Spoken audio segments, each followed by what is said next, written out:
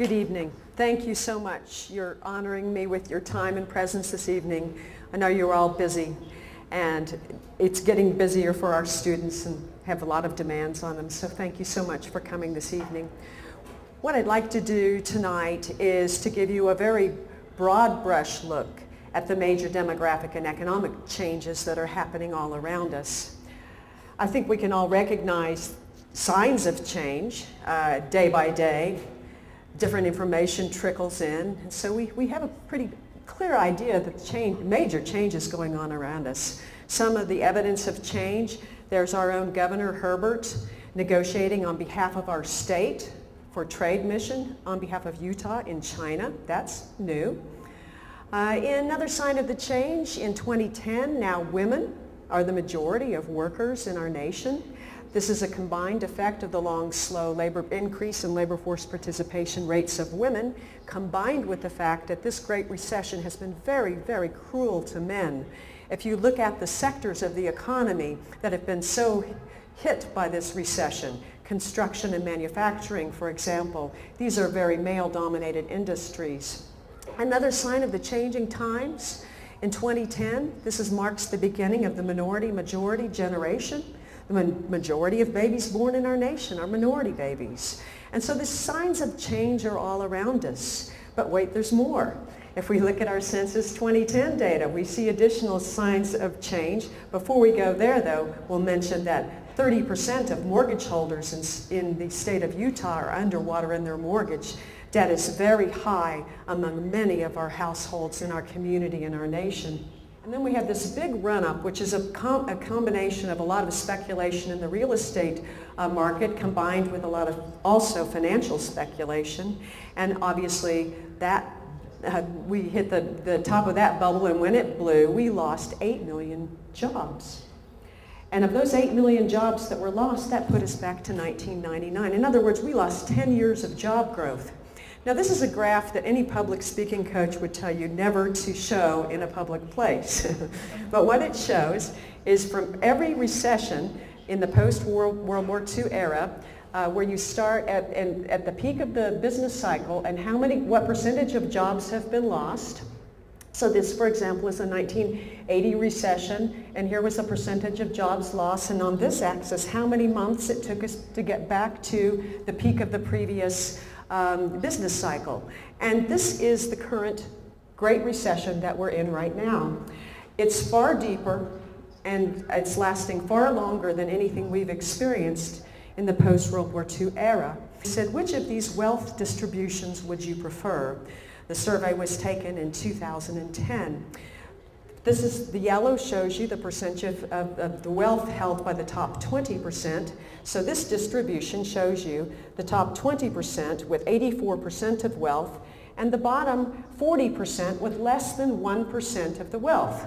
This distribution shows you 36% goes to the top 20%, and you can see the rest. And then this distribution is an exactly equal distribution of wealth. And he asked respondents, which of these distributions do you prefer? And you can see the middle one was preferred by most people. And the one on the left was only preferred by 10% of people. And 43% wanted the exactly equal distribution of wealth. Well, as it turns out, Americans prefer Sweden. And we're the ones on the left, and this is the most unequal that our wealth has been distributed. We can go back to the 1920s. The 2010 census data shows us that we're in a growth area in the Intermountain West.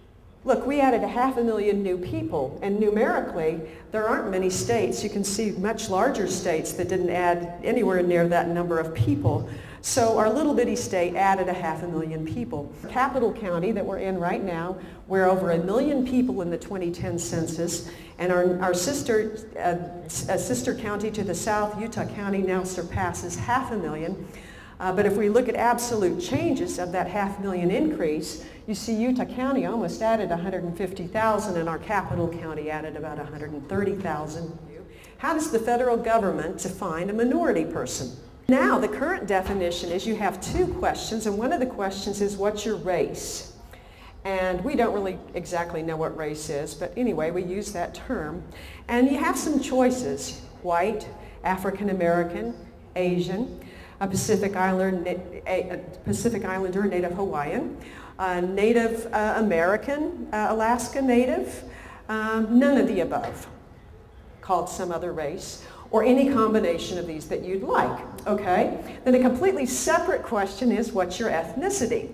Now, if you look at one of my favorite books, the Harvard Encyclopedia of American Ethnicities, there are dozens and dozens of ethnicities, and Mormon is one of them. Ethnicity means a common culture, a common set of values, a common practices.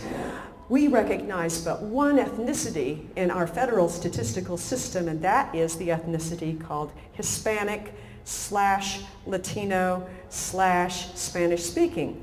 Now, what does this mean? These are people who either come from Spain or you're from an area of the world that was colonized by Spain, and so you have a Spanish language, okay? So you can be any race. All right, so now who's a minority? Well, in this crazy accounting system, it's a definition of exclusion, and it's always been a definition of an exclusion which has been determined through political processes. It's a very interesting history. So we ask the question, are you white? Only white? Grandmother wasn't Japanese. Grandfather wasn't Navajo. I'm just white. That's it. And no, I'm not Hispanic. If I answer that way, I step over here, and the rest of you who answered differently are now minorities. What if you are an Iraqi refugee or an Iranian, a Persian? How do you answer the race question? How are you instructed to answer the race question? White alone, not Hispanic. What if you're a Bosnian or Serbian refugee and you've come into our community out of a war zone? No language skills, not common culture. How do you answer the race question? White alone and not Hispanic. So you see, the people who are, quote, majority are really not the typical Hansons and Jensens and Christensens that we've come to think of as white in Utah, but a much more diverse population. And the truth of the matter is that many, many people hide in that white category and always have been invisible and have many different cultures and languages and traditions. So if we zoom in on Salt Lake County now, here we see our capital city with 186,000 people, etc. Now, if we look at the absolute changes in population, what we find is that the fast-growing areas of the county are on the west side. Here we have large family sizes, young populations. In this part of the county, very racially and ethnically diverse. In this part of the county, much more traditional, large Mormon families, much whiter. Over on this side of the valley, we have old white people, basically. You can see the populations actually declined in Granite and Cottonwood Heights. Well, not Cottonwood Heights, but just barely increased. White City declined, and Sandy declined. And if we look at the absolute change in minority population, we see all throughout the county those populations increased. And if we look at the minority share of the population change, we see that if not for increases in minority populations, our capital city and many other cities would have actually lost population. Here, even in the old white part of town, we've had increases in population of the minority people all throughout Salt Lake County. So this is all evidence of the changing times that we live in. Look, the bottom line is this. The white population is old and has small household sizes, okay? The youth of our nation and our community are very multicultural, multilingual, multi-ethnic. And those populations will be the ones who take over when us old white baby boomers are gone. This transformation is profoundly concentrated in the youth of our community. When I talk to old white people, which I do a lot when I talk to people who have power, which they tend to be old white men a lot of times, a lot of them don't recognize the changes that are occurring, and I always just suggest to them, go visit a second grade classroom or hang out with a second grade class teacher. Maybe sometimes I'll talk to someone in the press and they'll say, well, which will be the first city that goes minority majority in Utah? And just go and look at the school enrollment. See who's in the second grade classrooms. That's all demography is counting and keeping track of people across time. Look at this. In the 2010 census data, just for our capital county, about 23% of adults are minority. Look, our youth, a third of our youth are minority in the county, and you see that generational shift. Now look within Salt Lake County itself. These are adult shares, minority shares of adults. Look at our youth. We've got 3 places in Salt Lake County right now that are minority majority in youth, and many smaller neighborhoods too.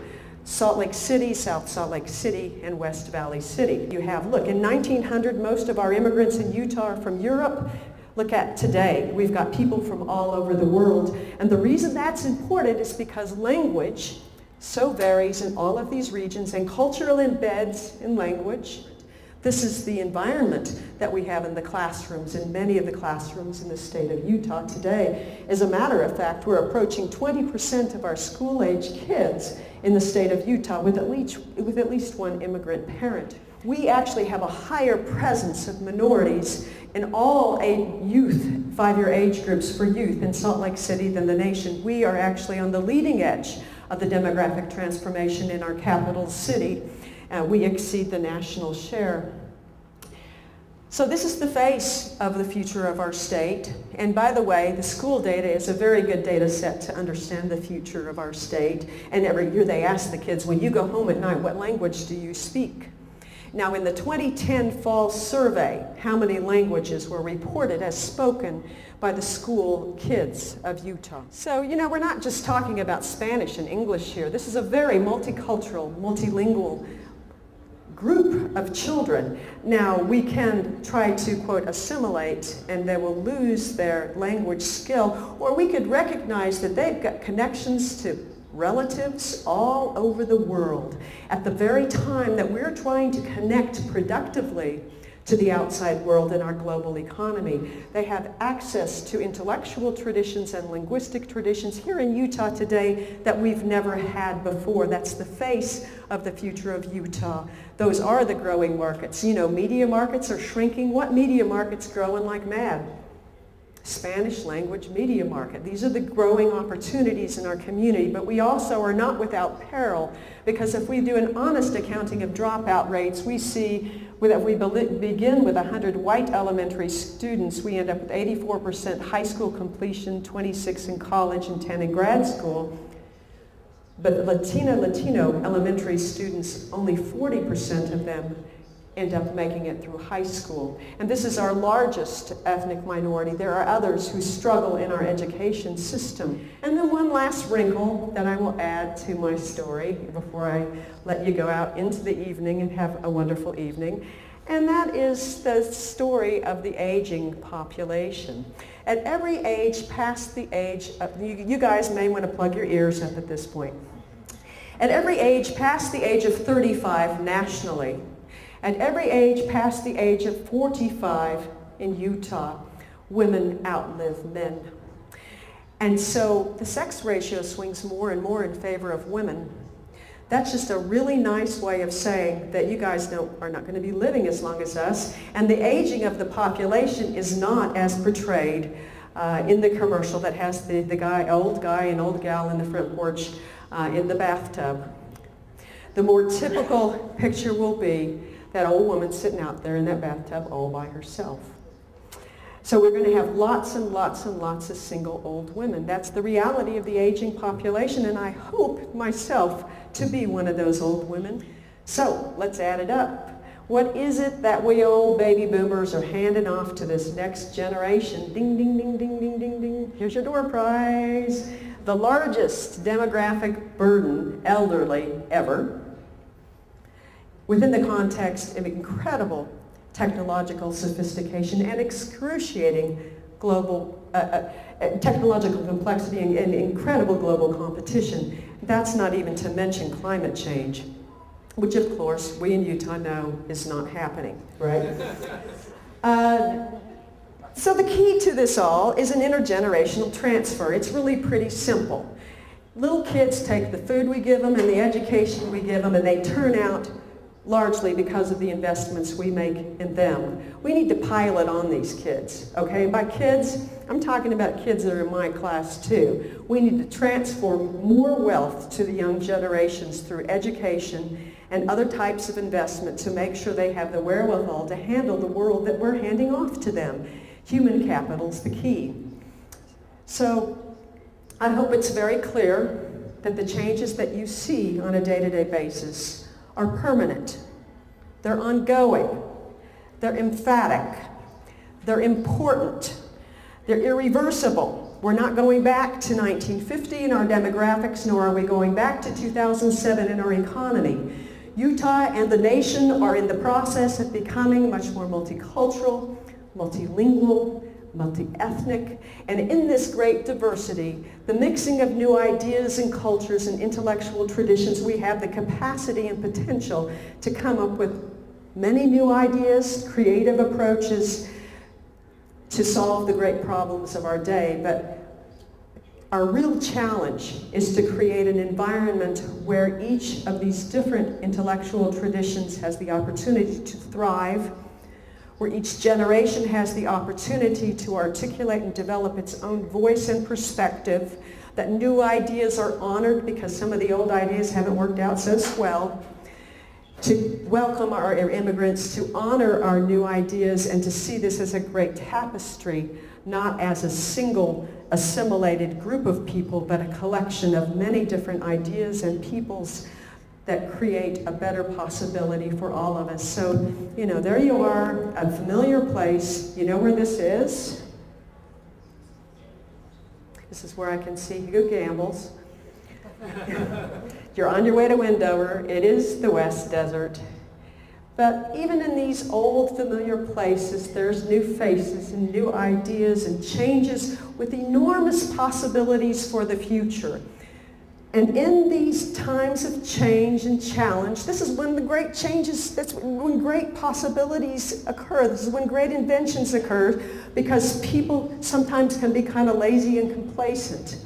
And when they see there's a challenge, they rise to the occasion, and this is when the great inventions and creations occur. This is the new Utah. Thank you.